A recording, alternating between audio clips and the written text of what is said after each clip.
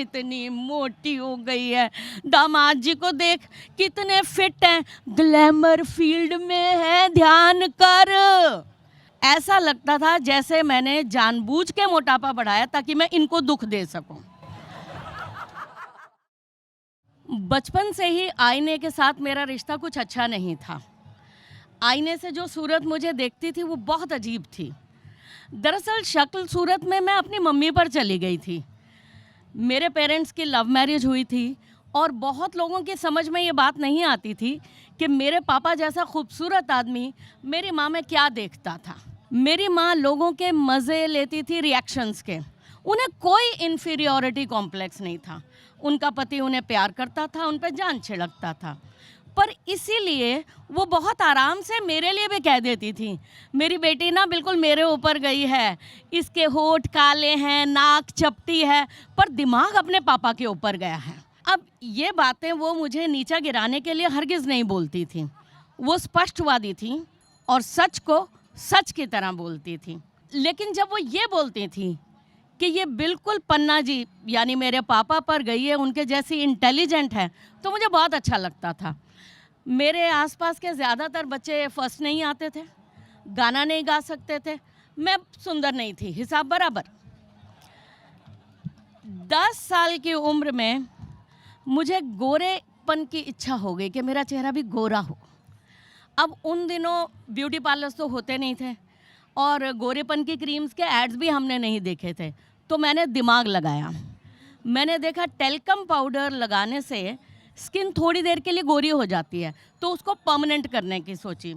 हथेली पे सरसों का तेल लिया, उस पे पाउडर डाला और उसे मिक्स किया।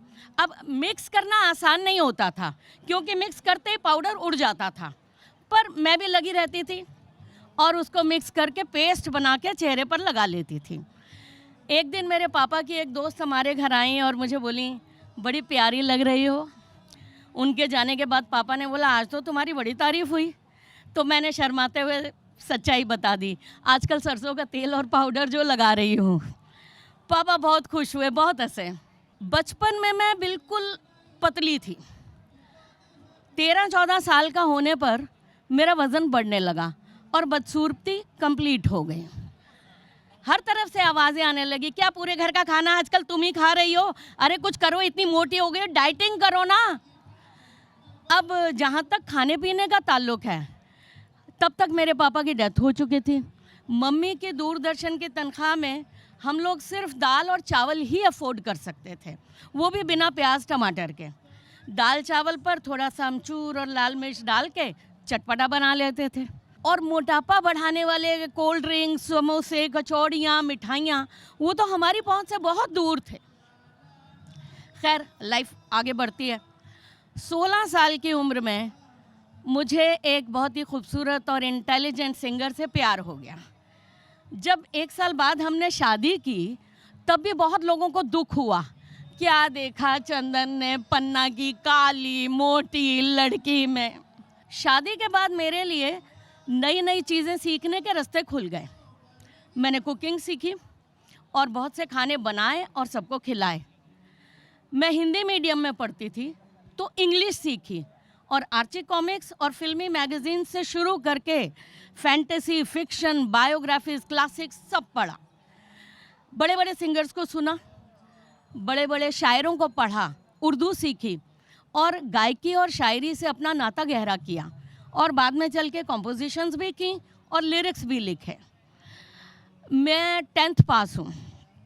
जब मेरा बेटा स्कूल गया तो मुझे लगा एक और मौका है मुझे खुद को एजुकेट करने का, तो मैंने उसकी पढ़ाई की सारी जिम्मेदारी ले ली, कोई ट्यूशन नहीं लगाई। उसके सारे सब्जेक्ट्स पहले मैं खुद पढ़ती, समझती, फिर उसे पढ़ाती। और जब उसने इंग्लिश लिटरेचर में ग्रेजुएशन की तो उसके सिलेबस की सारी किताबें मैंने पढ़ ली और मुझे लगा मैं भी ग्रेजुएट हो गई। ये सब मैंने किया बहुत आसानी से, एंजॉय करते हुए। बदकिस्मती से इतने सालों में मैंने जितनी दिमागी तरक्की की उतनी ही मेरे शरीर ने भी कर ली और वज़न कम करने के लिए मुझे बहुत जद्दोजहद करनी पड़ी। Health clubs, dieting, crash dieting, dieticians, पर कोई ख़ास फ़र्क नहीं पड़ा। मेरी ज़िंदगी में बहुत से लोग ऐसे थे जिन्हें मेरे वज़न से कोई फ़र्क नहीं पड़ता था, पर उनका क्या करती, जो मेरे मुंह पे आके मेरी बेइज्जती करके चले जाते थे। हाय हाय क्या कर लिया तूने अपने आप को, कितनी मोटी हो गई है, दामाद जी को देख कितने फिट हैं, ग्लैमर फील्ड में है, ध्यान कर। ऐसा लगता था जैसे मैंने जानबूझ के मोटापा बढ़ाया ताकि मैं इनको दुख दे सकूं। मेरी किसी स्ट्रगल, किसी अचीवमेंट पे नज़र नहीं जाती थी, दिखता तो ये है बस। एक दिन 10-15 साल पहले मेरे बेटे ने मुझे कहा, mom you are ageing so gracefully, you must be a beauty in your teens. मैंने हंसते हुए बोला, बेटा you are saying this because I am your mother and you see me in a different light. He said, no mom, I have read your पत्री and it never lies. In fact, I'm sure you were a hottie and broke a few hearts when you married so young. Astrology उसकी hobby है। उसके लफ्ज़ कुछ दिन बाद फिर मुझे याद आए जब मैं अपनी 1987 की US ट्रिप की एल्बम देख रही थी। एक तस्वीर में मैं वहाँ की लेडीज़ के साथ खड़ी थी जिनके हेयर स्टाइल्स और मेकअप मुझसे कहीं ज़्यादा ग्लैमरस थे, पर मैं सुंदर लग रही थी, मैं बहुत सुंदर लग रही थी। तो मैंने सोचा कि अगर मैं तब सुंदर थी और अपने आप को बदसूरत समझती थी, तो शायद मैं अब भी अपने साथ यही कर रही हूँ। तो मैंने आईने की उस सूरत से थोड़ा प्यार से बात करना शुरू किया। माँ सदके कितनी सोहनी लग रही है, आई लव यू। और मैजिक हो गया, हर तरफ से आवाज़ें आने लगीं। Wow, you are such a charmer. You're looking so beautiful. What are you doing these days? You are glowing from inside out. ऐसा लगा जैसे पूरी कायनात मुझे एक अलग नज़रिए से देख रही है। 2017 में 54 की एज में मेरा फिल्मों में डेब्यू हुआ और शूटिंग से 2 महीने पहले मुझे डायरेक्टर ने बोला, आपकी लुक बिल्कुल नेचुरल रहेगी, आप eyebrows, upper lip, facial, threading कुछ नहीं कराएंगी। मैंने नहीं कराई, वैसे ही शूटिंग की। फिल्म रिलीज़ हुई तो फिल्म के साथ साथ मेरे काम की भी तारीफ हुई। किसी ने नहीं बोला क्या देखा डायरेक्टर ने पन्ना की काली मोटी लड़की में।